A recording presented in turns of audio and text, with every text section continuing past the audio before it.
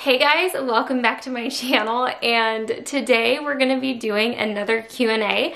I've been doing these, by the way, I'm super out of breath because I'm 9.5 weeks pregnant, so bear with me. I'm going to be out of breath a lot. I don't know why, it's just one of those symptoms of pregnancy. So like I said, we're back for another Q&A, and I think this is volume 3 of my new-ish series where I do a Q&A once a month because you guys love these Q&As, and it brings up a lot of topics that I want to talk about on my channel anyway, and so I absolutely love doing these, and it's finally time to do another one. So I ask these questions once a month on Instagram, and I just kind of leave the floor open. It started out more geared towards marriage, but really I open up the floor for any type of questions. I have a timer on my phone for 30 minutes. So once the timer goes off, then that's as many questions as we can have for today, just so that the video is not too extremely long, but I'll talk about some things a lot longer than others. And if your question doesn't get answered, it's probably because I've answered it previously in another Q&A, in a vlog, or just somewhere on social media where I've talked about something a lot, because I get a lot of the same questions over and over and over. So don't be offended if I'm not answering your question, because it's for one of two reasons. One, I've answered it before, or two, I don't want to answer the question. So, okay, right off the bat, the very first question that's coming up, I have it set on top comments, but I think that the way it's set up is that people that are my friends or people that I follow on Instagram, I think their comments come up higher. I think that's the way it works. So it's kind of unfair, but I have to address this one that's at the very top by, his Instagram name is Funra, or Funru, I don't know. His name's Tony, and it's one of Nick's friends.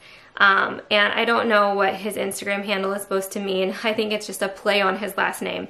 But his question is just trolling Nick, because Nick's friends love to come into these and troll the comment section, and they troll the comment section on Nick's pictures and on my pictures and stuff. So, but I wanted to address this because this comment got 70 likes, you guys. How did 70 people like this? I don't understand. But it says, does Nick's perpetual body odor ever pose a threat in the bedroom? Tony, first of all, I know you're not watching this video, but second of all, Nick actually smells pretty nice. He doesn't ever smell bad, but I have to say this. If I was dating someone that had or married, why did I say dating? If I was married to someone with an awful body odor, that would be a huge deal breaker. We would never make it to the marriage part, because body odor is just, it's such a turn off. So shower and use deodorant. Hillary Alex said, hall pass, who would it be? So for those of you who don't know, Nick's is Margot Robbie and mine is Wyatt Russell. Here's another one of Nick's friends trolling this. Brian Lascala, do you actually do your laundry on Nick's abs, or is this just a silly joke between the two of you? Candy0905 said, this is personally a question from me about parenting. How did you transition Skyla from crib to bed? Tips, my son was easy, but my daughter is another beast. I have talked about this in vlogs before, but I feel like this is something that I could definitely kind of touch on again. So, we were actually in Colorado when Skyla transitioned to a bed. We transitioned her to one of the toddler beds from IKEA. They're very cheap. I highly recommend them. You can get a full bed set with like the bed, the mattress, the comforter, the sheets, the pillows, the decorative stuff for like $200 or $250. It's a deal.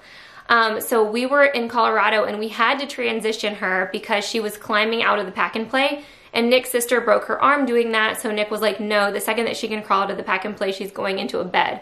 So we transitioned her in an unfamiliar place, and it was probably really hard for her to transition at my mom's house in the middle of us moving, but we made it really fun. We made the bed really cute and fun with the new comforter and the pillows and everything, and we told her it was a big girl bed, and she thought it was really cool. But when we transitioned her, we had to lay down next to her every single night after reading a story, singing songs, doing prayers. Nick does prayers with her.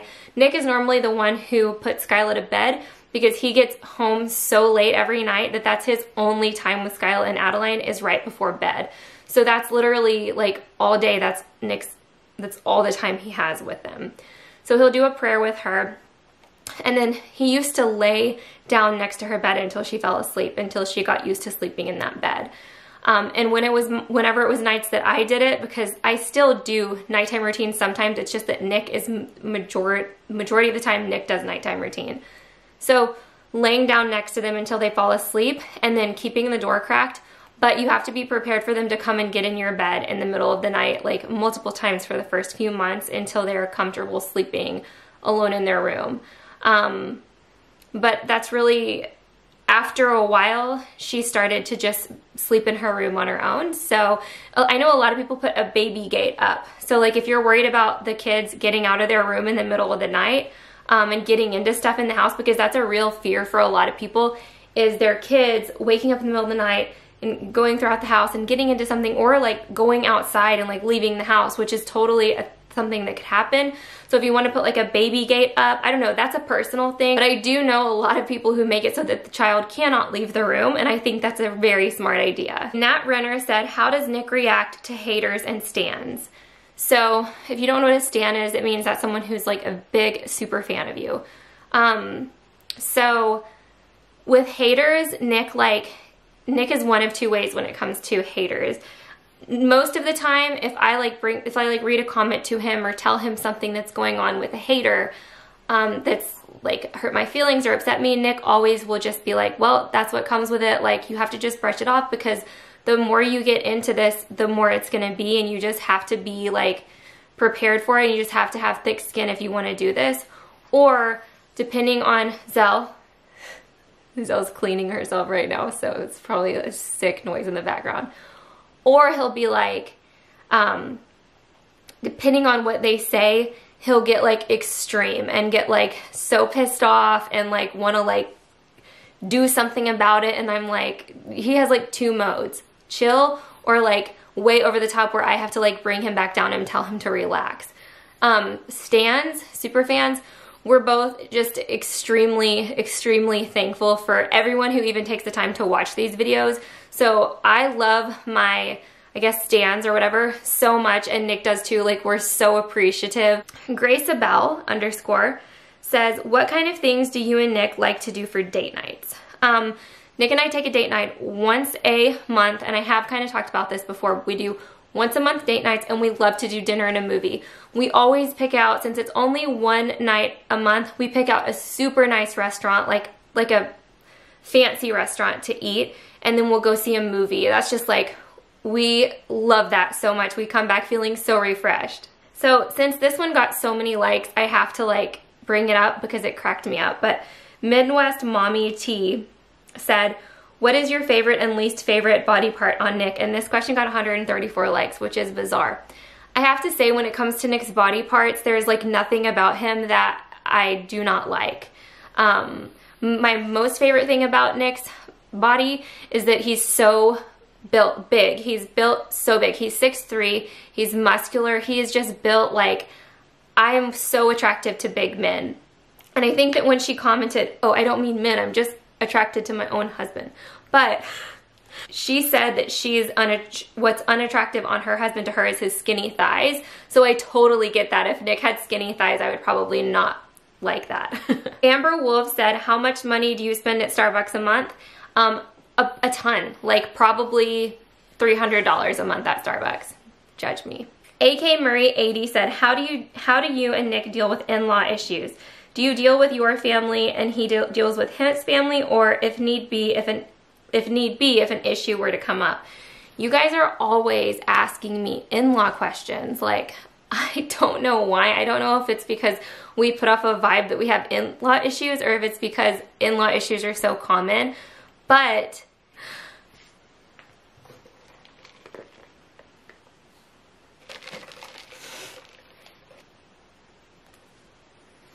we don't really have in-law issues. Amanda Denton 83 says, tell us your engagement and wedding story. What were each of those events like? Did you go with Nick to pick out your ring, and did you have any idea that he was about to propose? So I'm gonna do like a short version of this because I have talked about this a lot before. We got married, like when we got engaged, it was not that storybook. I mean, it was maybe to some of you, but it was more like a agreement than like a surprise. Like, I knew that we were going to look at engagement rings. I just didn't know that we were actually gonna get engaged right then. We went to a engagement ring store to look at engagement rings because we decided we wanted to get married. We go and I saw our ring that was beautiful and Nick was like, wrap it up. So that's my engagement story. Our wedding was absolutely a fairy tale. Like, I have a video of it on my channel if you haven't seen it, and I mean, the video really will tell you everything. There was no drama on that day. It was beyond perfection. Like, I can't say enough amazing things about it. It was just so everything, like everything and more. There was only one drama, actually, that's a lie. There was one dramatic thing.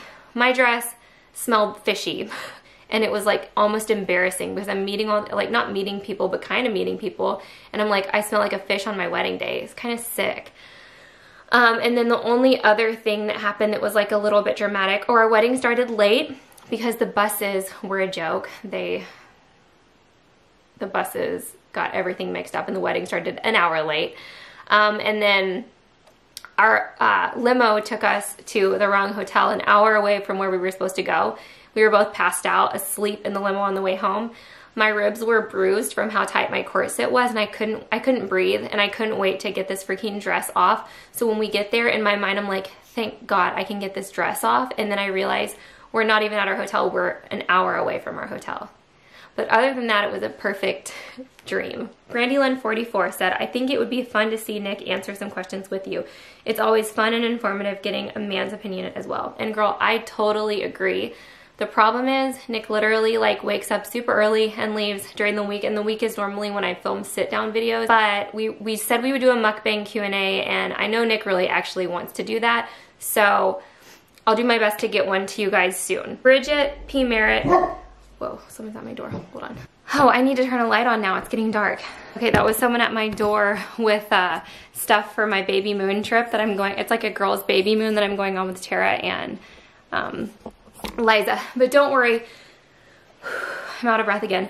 I'll let this go like 5 minutes longer since I've taken a million breaks. Bridget P. Merritt said, do you and your husband ever get bored in the bedroom? And if so, how do you find ways to spice it up and keep each other interested? I answered this in Q&A volume 1. REKABRM said, did you have any serious boyfriends before Nick? And then in the comments below that, someone wanted to know if Nick had serious girlfriends before me. I did, but only a couple. I don't know like about spilling the tea on that. But there's really only one ex-boyfriend that stands out in my mind. I had my heart broken immensely. Like in the worst possible way that you can imagine having your heart broken. I had a couple serious boyfriends before Nick, but only one of them like really stands out. Only one of them did I really like put a lot of eggs into a basket that didn't deliver. And Nick had one very serious girlfriend before me while he was in the Army. And I think it was a 4-year-long relationship. And it was super serious. Like, they lived together and everything. So I've never lived with anyone until Nick. I'm like, I second guessed myself for a minute. Yeah, I've never lived with anyone until Nick. So I would say that Nick's was a lot more serious than mine. But I mean, he's never like talked much about it. Like, I barely know anything about it, to be honest with you. I just know that there was one serious one before me. But it's never been like, you know how sometimes everyone's kind of, not like everyone, but sometimes you're in a relationship and you're like in fear of the ex, or like there's like ex drama. Like, thank God. Just thank the sweet baby Jesus that there's literally never been one ex. It was like a long time before I met Nick. So there was no like awkward overlap because I can't deal with that. I would lose my mind. Jillian Lee Duck, LADUC, what do you struggle with most in your marriage? Gosh, I struggle most in my marriage with trying, like, I feel like I'm never like all cheery and like, I mean, like, I'm cheery a little bit, but I feel like for the most part, by the time Nick gets home from work, I'm so tired, whether it's from the kids or trying to maintain the house or trying to just stay on top of everything that is being a mom, wife, and creator. but I'm mentally and emotionally exhausted. I mean, I'm I'm mentally and physically exhausted at the end of the day. And especially since I've been pregnant, I have been so even more tired than usual. So I feel like at the end of the day, by the time he gets home, like I'm just like, hey buddy. I'm just not like, I wish that I could be more of like the wife that's like, honey, welcome home. Like, here's this beautiful hot meal that I slaved for you. And like, what can I do for you? Can I give you a back massage? Like, I want to be that wife who like shows so much appreciation, because I feel like if you don't show appreciation like that, it's like such a perfect way for your marriage to go into a spiral. If you don't show each other respect and appreciation and attention, like, it's just not going to be good. And I've already acknowledged this. I already know that if I don't like get it together and start, you know, being more cheery and positive and happy and like, you know, showing Nick more like of my energy on him and devotion towards him, then it's just not going to be good. It's just a bad cycle. And I think that's what I struggle most with in our marriage is like, I love him so much and I want to give him the best side of me, and I feel like a lot of times I'm giving him the worst side of me, because by the time I see him at the end of the day, I'm so tired. And that sounds like a cop-out, but I feel like there are people out there who are like totally going to understand what I mean by that. I just feel like I don't put my best foot forward, and I should. If I could say for Nick what he struggles with most in our marriage, I would say it's trying to find a work and family balance, because Nick, like, it's all about work. And I've said this before, but for Nick, like, it's just work, work, work, work, work, which is going to pay off huge for him and our family in the long run. Like, our girls will have a job for them. Like, if they want a job, a great high-paying job, career, a company that they can grow into and maybe one day own themselves, they have that. Nick is building a future for them and for us as a family. He's like, God, I'm so lucky. But it's hard, I think, sometimes to find a work-family balance. And I think that there's nothing wrong with being so into your job. But I think if Nick had to answer that question, that would be his answer. Shauna Ray Video said, how much did you spend on your wedding?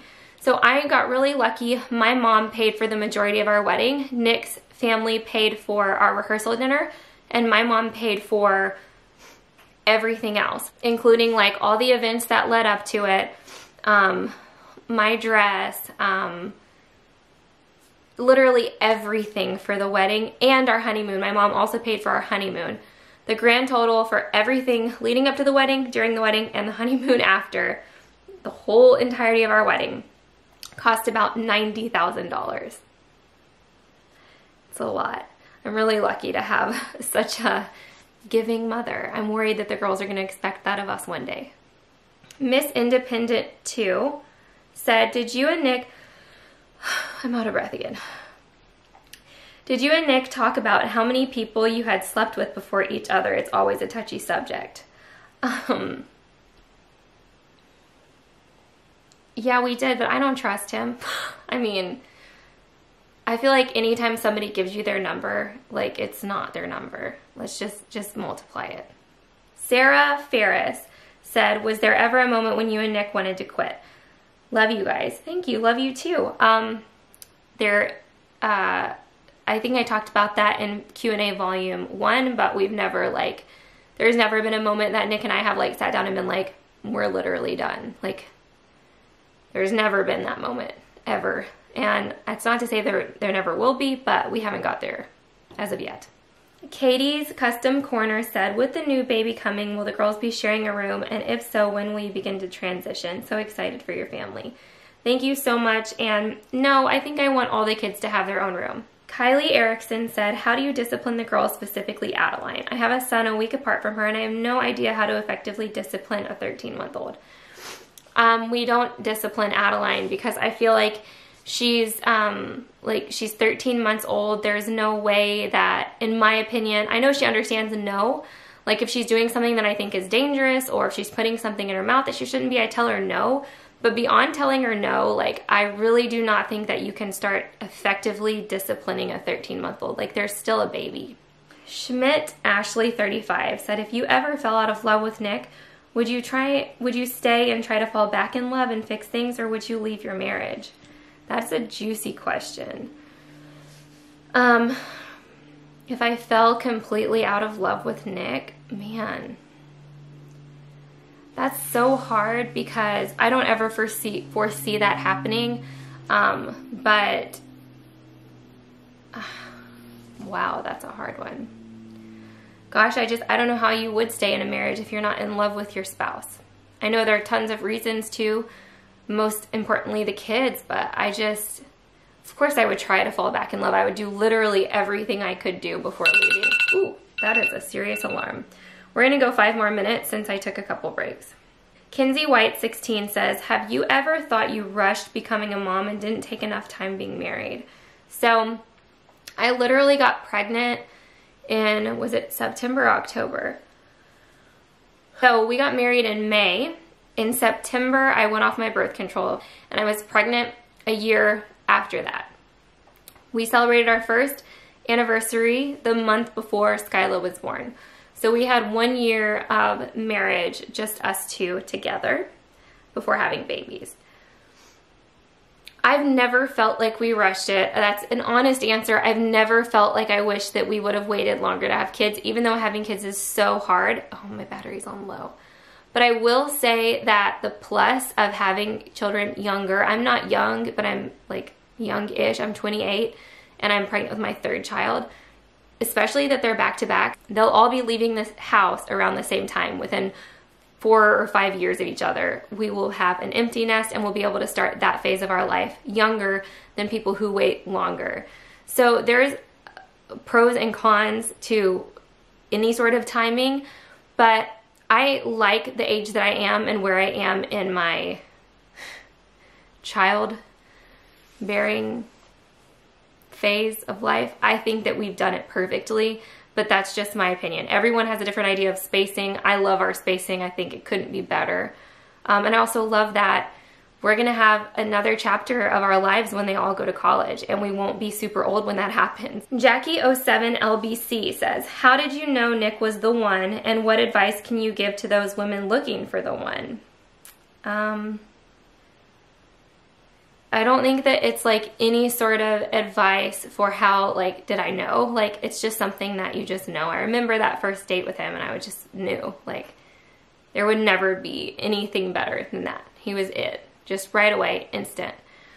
On that, I knew that on our first date. Advice that I have for someone looking for the one is just that you'll just know. And that's not cliche. It sounds cliche, but it's not. Like, it's not something that you have to wonder, like, I wonder if he's the one. Like, you won't wonder. He just either will be or he won't be. And I think you should spread your horizons as far as you can. I'm not against online dating. If I were ever single again, I would definitely do online dating because it would be really hard to find someone. Especially like if I were a single mom. Okay, my battery died. So I was saying, if I were a single mom, I would have to do online dating because being a mom, like, when are you really gonna get to go out unless it's like once a week, if that, to meet people. But I met Nick at a bar. So, I mean, Nick is perfect. So don't like look down on people meeting at a bar, because you can really meet like a great person at a bar. Just because they're at a bar doesn't mean they're, I don't know, there's a stigma around it and there shouldn't be. It's a great place to meet people. Yeah, and if your friends are begging you to go out and you don't want to go out, just go out anyway. And fully expect that you're not really gonna meet anybody great. Don't like put a lot of pressure on yourself to meet someone great, because I remember being single, even though I was only like, what, 23, I think, when I met Nick. It was always like such a bummer, like meeting crappy guys. I would just be so like discouraged and be like, I hate dating, I hate going out, like men are like so gross. Like I just could never find anyone decent, and then one day I did. So just don't give up. Okay, so I think that's gonna be the last question for this Q&A. There are tons of questions as always, and I didn't even scratch the surface, but I think I answered a few really good ones, at least I hope. But I will see you guys in a month for my next Q&A video. Please don't forget to subscribe, hit the thumbs up button, and leave your comments below. Let me know, what do you think? Like, do you agree with some of my answers, or do you disagree with my answers and why? Make sure you give the video a thumbs up, and I'll see you guys in the next one. Bye.